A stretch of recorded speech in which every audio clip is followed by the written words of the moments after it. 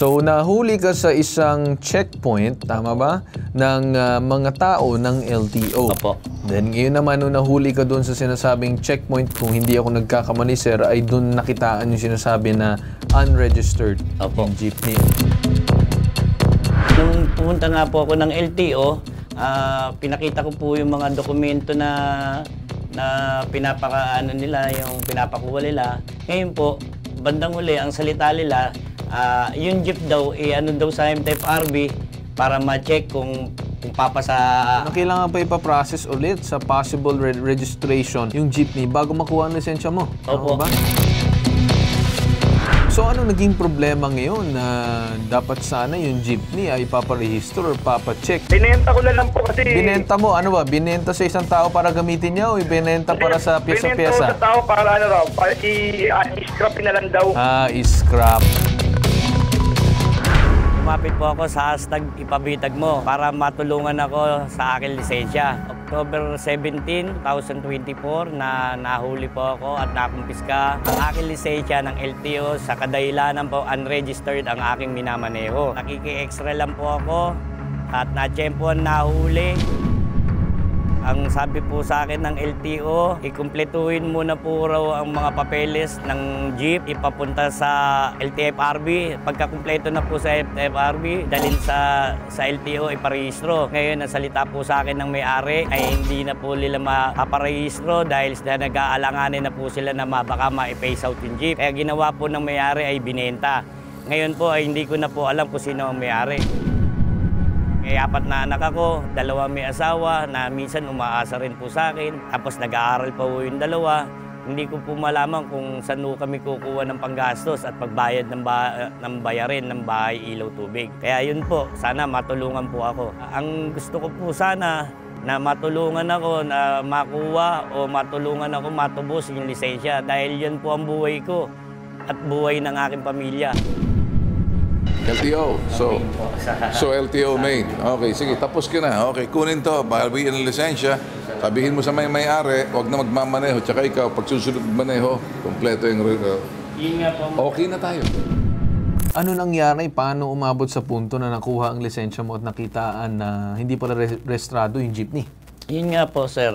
Habang papauwi na rin po kasi yun, galing din po ako ng umaga ng pamamasada tapos nagpunta po ako ng Blooming para bumili po ng isang pyesa na pinabibili ng operator ko o pinapasuyo. Okay. So, nahuli ka sa isang checkpoint, tama ba, ng mga tao ng LTO. Opo. Then, ngayon naman, nung nahuli ka doon sa sinasabing checkpoint, kung hindi ako nagkakamali, sir, ay doon nakitaan yung sinasabi na unregistered yung jeepney. Okay. So, na nakuha yung lisensya mo lahat, alright. Ano nung nangyari pagkatapos? Yun nga po. Kinausap mo ba si operator? Kinausap ko naman po. Natulungan niya naman po ako. Kaso nga lang, nung pumunta nga po ako ng LTO, pinakita ko po yung mga dokumento na pinapakaano nila, yung pinapakuha nila. Ngayon po, bandang uli, ang salita nila, yung jeep daw, ano daw sa MTFRB para ma-check kung papasa sa ano po nila. Okay, so ang sinasabi dito ng LTO na kailangan pa ipaprocess ulit sa possible registration yung jeepney bago makuha ang lisensya mo. Opo, ba? kasi nga po, yung binigay nila sa akin na papel na kung ano yun nandun po na chinikan nila, yun ang kailangan ko pong ipagawa sa may-ari ng jeep. So ano naging problema ngayon na dapat sana yung jeepney ay paparehistro or papacheck? Ano nangyari sa jeepney? Hindi, kasi nga po, yung may-ari rin po, nagdadalawang isip na rin po kung ipaparehistro niya o ibebenta. Binenta na po. Ibinenta? Opo. Anong klase yung pagbenta? Binenta yung buong jeep sa iba or ginawa for other purposes na ibenta? Yung katotohanan lang po, hindi ko po alam kung talagang binenta niya yan na buo o kung ano, kasi labas naman po ako sa ganung usapan po. So siguro para mas malaman natin yung side ng jeepney operator, makausap natin ito sa kabilang linya, si Rolly Kalayag, jeepney operator. Magandang umaga po sa inyo, Sir Rolly. Magandang umaga rin po, sir. Yan pong kuya ko, family driver po yan. Sumi-extra lang po yan sa jeep ko. Kaso nga lang, nung time na nahuli siya, wala naman siya, hindi naman siya na mamasahero noon. Basta na lang siya pinara, wala siyang pasahero. Doon siya tinikitan. Sabi ko, bakit wala naman ikong pasahero? Bakit bakit ka hinuli, tinikita ka, dapat kung huhulihin ka, dapat Sir, may well, pasahero ka. siguro for that part, para lang makorek kita, no, the LTO has the right to have the said checkpoint para lang ma-random checking ang mga jeepney natin kung talaga bang roadworthy siya or tama ba yung mga papeles, which is nakitaan ng LTO daw na hindi tama yung papeles ng inyong jeepney. Tama po ba?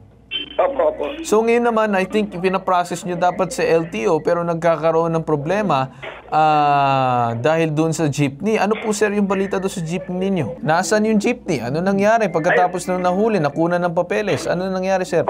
Nung nung sinabi ko po sa kuya ko na na bakit hindi, binenta ko lang po yung jeep dahil nga sa sinabi ng kuya ko na pinapunta ko po siya sa LTFRB. Hinahanapan po siya ng mga resibo. Kompleto naman yung binigay ko papeles. Binigay po siya ng OR, CR, original. Tapos yung linya ng jeep, kompleto naman kasi ang bala ko lang talaga yung matubos yung lisensya.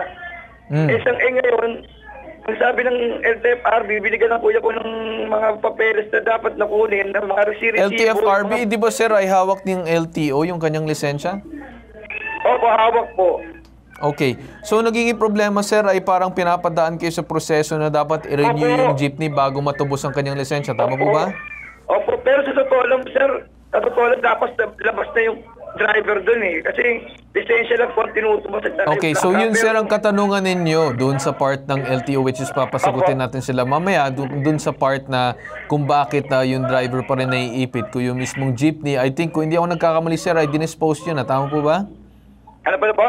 Ay ibinatche mo na yung jeepney. Opo, sir. Kasi sir, Okay. Opo. Anong ginawa niyo doon sa jeepney?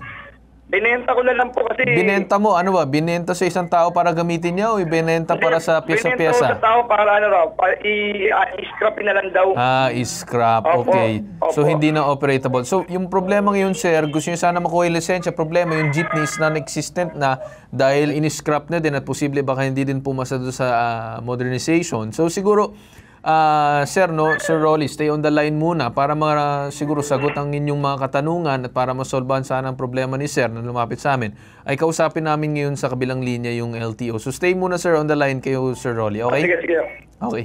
So makausap natin sa kabilang linya, itong si Attorney Wendell Dinglasan, Hearing Officer of Traffic Adjudication Service ng LTO Central Office. So magandang umaga po sa inyo, Attorney. Magandang umaga rin po sa inyo at saka sa inyong mga tagapakinig po.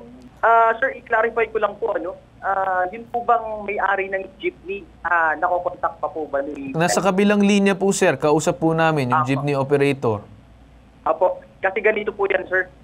Since natag po siya ng violation ng unregistered motor vehicle, meron po yung karampatan na penalty na 10,000. Yes, correct. Another 1,000 Yes, correct. for reckless driving because you are driving an unregistered motor vehicle. Yes. So, ang legal process po natin dito sa traffic adjudication, para mai-release po itong lisensya na ito, kailangan mabayaran po itong liability natin sa ticket kasi accountable form po ito. Yes. I-record po natin ito sa Actually, attorney, willing naman mag-settle itong si Rolly at itong si Roland doon sa violation.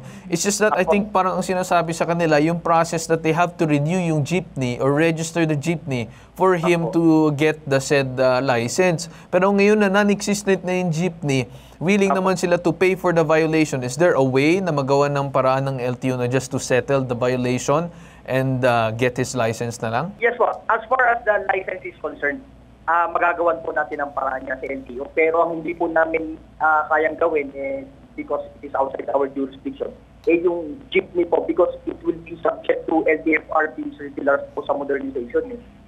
So, itong lisensya po na ito, kung ito lang po ang kailangan na complainant, tutulungan po namin sa dito sa LTO Central para po mailabas yung lisensya. Yun lang naman, sir, actually yung pakay namin, yung lisensya nitong ni Sir Roland. Kasi doon naman sa part ng jeepney, wala na kami masyadong tinitignan dyan. Pupunta lang po yung complainant at saka yung jeepney operator dito sa LTO Central. Hanapin po ako, si Attorney Wendell Dinglasan. And then ako po personally na magpapacilitate po ng ng process. Alright. Okay. Si Attorney Wendell, wala na pong problema sa amin. Ang main purpose lang namin sa pagtawag sa inyo ay para makuha na po ang lisensya at masettle na po ang violation nila kasi willing naman po. Alright po, sir. Attorney Wendell, maraming salamat po sa inyo at malaking tulong po ang inyong pagsagot ngayong araw. Maraming salamat po. Salamat po. Apo. Alright, sir. Okay na po ang ating usapan ngayon na willing naman daw ang sinasabing LTO na asistahan kayo, tulungan kayo at para masettle na at makuha ninyo ang lisensya ninyo. Okay po? Ang problema ko nga po, yung pantubos nga po, yun ang wala Well, talaga. yung pantubos ay nandyan naman si Sir Rolly. Sir Rolly, nandyan pa kayo? Hello, sir. Sir Rolly, ganito, no? Kasi since yung jeepney mo ang unregistered, yun ang naging sanhi ng problema. Dapat kayo po ang tumulong sa kanya para dun sa pantubos. Pero naibigay ko na nga ako sa kanya, kaso nga lang, nagastos niya yung pantubos niya eh. Okay. Nabigay ko na po sa kanya Okay, may yung sinasabi si Sir 10,000. Roland dito. Sir Roland, anong problema? Yun nga po yung binigay niya na po ako ng perang pantubos niyon. Nung ilalakad ko po. Anong naging problema? Nagasta mo yung pera? Opo, dahil Okay, sa ganito. process na bayad ko po sa bahay, Okay, sa okay. panggastos po. Sir, ganito na lang po. Labas na kami dyan sa usapan na yan. We did our assistance to call LTO, pero kung ang usapin ay tungkol doon sa pag-settle ng payment, nasa kay Rolly at sa inyo yan kasi usapan niya yan. Alright? Kasi sa part naman namin, sir, hindi din po kami sa magbibigay kasi yan po ay violation ng jeepney operator. But, binigay na yung pera sa iyo, naigasta mo, then that's on your part. Hindi po natin pwede sabihin na hindi mo ako yung responsibilidad na nagastos mo yung pera. So kung may gagawa ka ng paraan, kayo po gagawa ng paraan, then saka po natin isa-schedule sa LTO para doon sa pantubos, doon sa sinasabi natin lisensya mo. Mag-usap na lang kayo ni Rolly or tignan natin mag-usap na lang tayo sa baba. But for that case, sir, we did our part para tulungan po kayo doon sa LTO. Okay po? Opo. Okay, maraming salamat po sa inyo. Maraming at salamat po rin kapuso sa po tayo. pagtulong niyo po sa akin. Salamat po. Magandang Maraming salamat. tanghali Andyan lang po pa. kayo, sir. Apo. At magpapaalam muna tayo. Okay. Alright. Andyan po tayo nagtatapos sa ating programa ngayong araw. Hinggit sa sumbungan, investigahan, anumang reklamo na bibigyan ng solusyon at aksyonan. Ito ang nag-iisang pambansang sumbungan tulong at serbisyong may tatak bitag ilalaban kay Tiki-iwan. Sa ngalan ng aking ama na si Ben Bitag Tulfo, ako si Carl Tulfo at ito ang hashtag Ipabitag Mo.